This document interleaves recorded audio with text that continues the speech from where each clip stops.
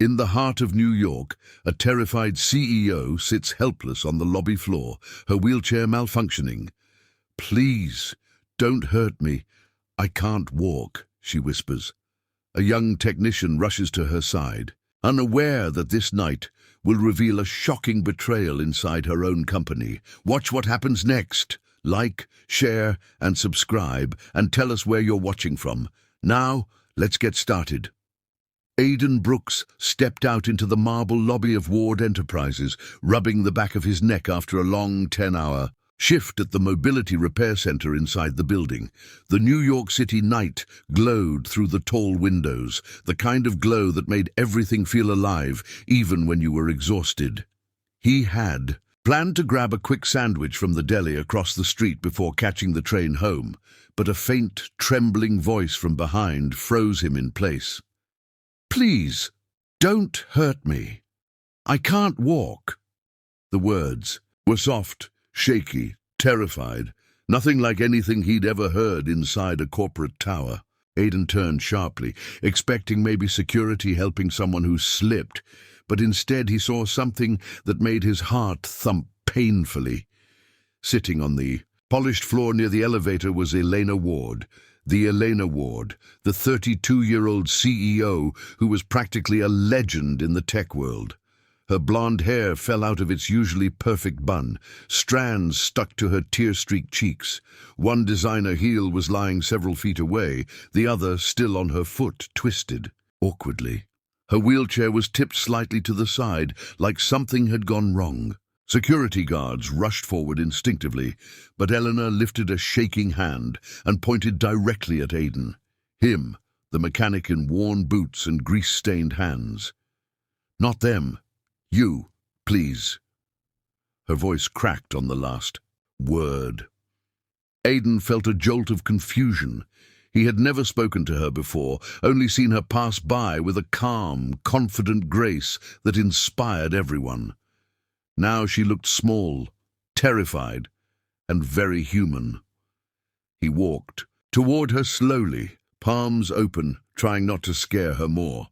"I'm here. What happened?" Up close, Aidan could see the panic in her eyes. She clung to the armrest of her wheelchair like it was the only thing keeping her anchored. "Something's wrong with my chair," she whispered. "It jolted hard, and I almost fell. I couldn't control it. I didn't know what was happening. I thought someone pushed me." Her breath came in short, broken bursts. For a CEO known for her steel nerves and collected posture, seeing her like this was unreal. Aidan crouched beside her, instinctively examining the chair without touching it yet. He spotted something immediately, just a glimpse, but enough to raise suspicion. A panel on the lower right side was slightly lifted, like it had been tampered with. Not by accident, not by wear and tear.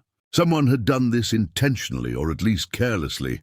He kept the observation to himself, for the moment, not wanting to worsen her fear. "Let me help you sit properly," he said softly.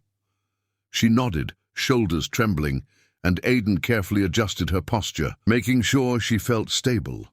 Her breath eased only a little, but she tried to look composed even through the fear. As the lobby cleared slightly, Aidan gently tested the wheelchair's controls.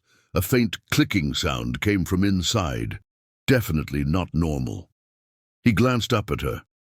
"When did this start happening?" he asked quietly. Elena swallowed hard. "Tonight, I was heading to the parking level. The elevator opened. The chair moved forward on its own, and then it jerked like someone yanked the wheels." She shut her eyes, embarrassed and overwhelmed. "I thought someone was behind me. I panicked. I don't like feeling helpless." There was something painfully honest in the confession, something she probably never allowed anyone else to hear. Aidan nodded with understanding. He worked with people who depended on mobility devices every day. He knew the fear that came with suddenly losing control of something your life relied on. "You're not helpless," he said firmly, surprising even himself with the confidence in his tone. "You're just scared because something went wrong, and it's my job to figure out what." For the first time since he approached her, Elena looked directly into his eyes. Really looked. And something softened in her expression. Not trust yet, but something close. Hope, maybe. Security hovered nearby, unsure if they should intervene or leave them alone. Eleanor raised her voice just enough to address them without losing her composure. "I'm fine. Please give us space." They stepped back, though they still watched closely. Aidan slowly tilted the chair upward to inspect more clearly. He could already tell the issue wasn't random. Something inside was off, missing, or forced. He wasn't sure yet. But he also knew this wasn't the place to investigate fully. The lobby was too exposed, too busy, and Elena looked like one more scare would break her completely. Aidan stood up, offering the slightest smile. "Let's get you somewhere safe and quiet, so I can check this properly. Is your office close?" Eleanor nodded shakily. "Top floor." Her voice steadied a little. "I trust you, please. Just don't let anyone else touch it." The vulnerability in her tone hit him harder than he expected. CEOs weren't supposed to sound like that.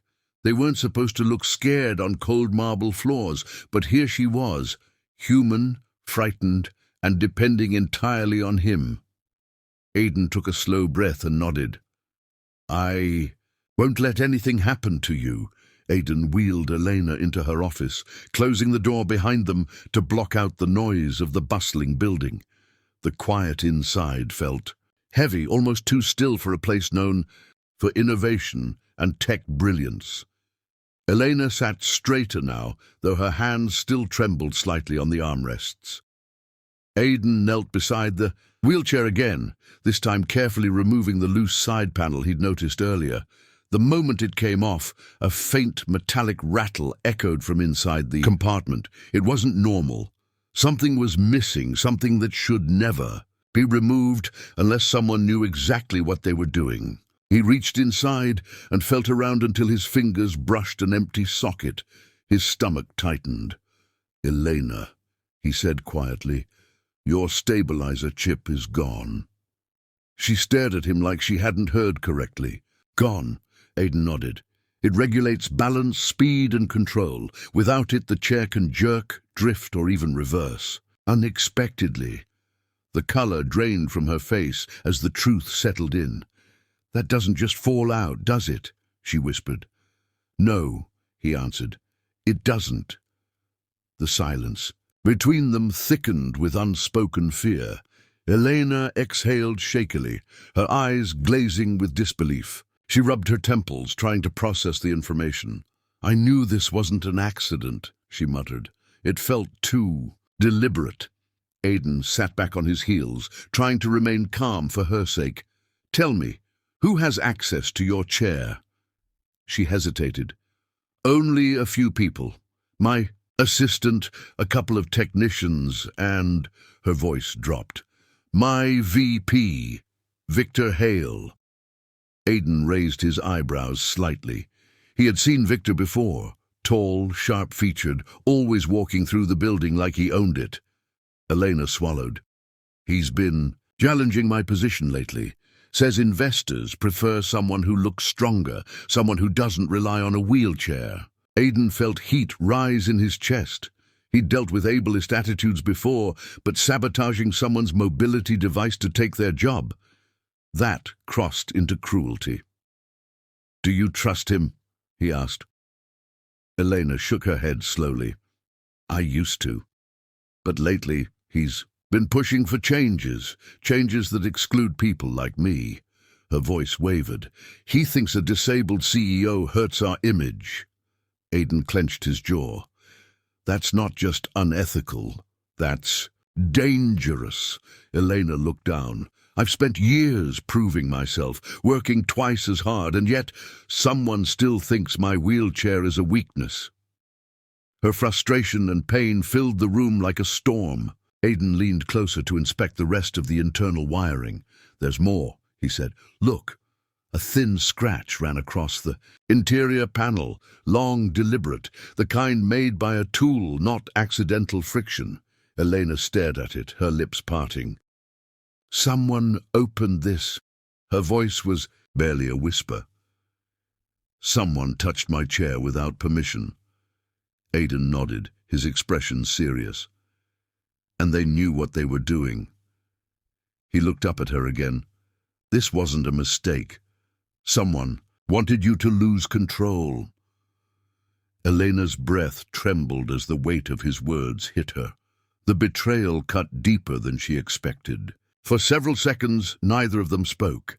Elena's eyes drifted toward the city, lights illuminating her office windows. "I built this company through sleepless nights, sacrifices, and faith in people," she murmured. "I believed in loyalty, in teamwork. I never imagined someone on my own team would use my disability against me." Aidan placed the panel gently on the floor. "People like that fear strong leaders," he said, "and you're stronger than any of them." Elena blinked hard, the compliment catching her off guard. She had heard praise countless times, but never delivered with such sincerity and conviction. Aidan reached into his toolkit and pulled out a slim black device. Elena frowned. "What's that?" "A micro-tracker," he replied. "If someone tries to touch your chair again, we'll know exactly who it is." She stared at him, surprised by his initiative. "You're doing more than repairing a malfunction," she said. "You're protecting me." Aidan didn't look up from his work. "You deserve protection. Anyone would, and no one should be allowed to mess with your safety." She inhaled deeply, feeling a strange sense of comfort settle over her. For the first time that night, she didn't feel entirely vulnerable. Aidan finished installing the tracker and secured the panel back into place. "I'll pretend the repair is done," he explained. "If the person responsible returns, this device will alert both of us." Elena nodded slowly. "You're really willing to help with this?" He finally met her eyes. "I don't like seeing people hurt, especially not like this." Elena's lips parted, her expression softening. "Thank you," she whispered. "I don't know what would have happened tonight if you hadn't been there." Aidan offered a small smile. "Good thing I stayed late." For the first time all evening, she gave a fragile, grateful smile in return. Hours passed slowly as the building grew quieter, the bright corporate floors gradually dimming into late-night silence. Elena sat in her office chair while Aidan pretended to pack up his tools, acting casual so no suspicion would arise if someone was watching. His phone lay on the desk, open to the tracker's interface, one small blinking dot representing Elena's wheelchair. The plan was simple. Wait until the person who tampered with the chair returned to finish whatever they started. Elena tried to focus, but every small sound from the hallway made her flinch. She wasn't scared of the dark, she was scared of betrayal. Aidan remained patient, sitting near the window with the quiet confidence of someone who understood danger better than most. He glanced at Elena, occasionally offering small reassurances without speaking. She appreciated his presence more than she expected. Everything about him felt grounding. His calm, his steady breath, the way he treated her with dignity instead of pity. She'd spent years surrounded by people who looked at her wheelchair first, and her abilities second. But tonight she felt seen in a different way, human, vulnerable, protected. Suddenly Aidan's phone vibrated. Sharply, the blinking dot moved. Aidan's eyes sharpened instantly. "Someone's touching your chair," he whispered. Elena's heart pounded as adrenaline surged through her. They both rose, Aidan quickly, Elena carefully, and headed for the elevator. The building was silent, except for the distant hum of machinery and their footsteps. When they reached the mobility storage room near the research wing, Aidan motioned for Elena to stay slightly behind him. He pushed the door open slowly. Inside, the dim overhead light flickered, casting long shadows across the floor. Then they saw him, Victor Hale, crouched beside Elena's wheelchair, with a toolkit open, like he had every right to be there. Victor froze when he heard the door creak. His head snapped up, and his expression drained of color when he realized who stood in the doorway. "Elena," he said, stiffly, rising to his feet. "You shouldn't be here." Aidan stepped forward protectively. "Funny," he said coldly, "considering you're not supposed to be anywhere near her wheelchair." Victor's jaw tightened. For a moment, he tried to maintain composure, but the tension in his shoulders gave him away. "This isn't what it looks like," he muttered. Elena's voice came out sharper than either man expected. "Then explain." "Why my stabilizer chip was removed." Victor's face twitched. He tried to compose himself, but anger seeped through his calm mask. "You don't understand what's happening, Elena," he said. "I've been trying to save this company. Investors are concerned about your limitations. They think we need stronger leadership, someone who can represent strength and stability." Elena stared at him in disbelief. "You mean someone who isn't disabled?" she said quietly. Victor didn't deny it. "I'm doing what's best for Ward Enterprises." Aidan scoffed. "By sabotaging her wheelchair, you could have killed her."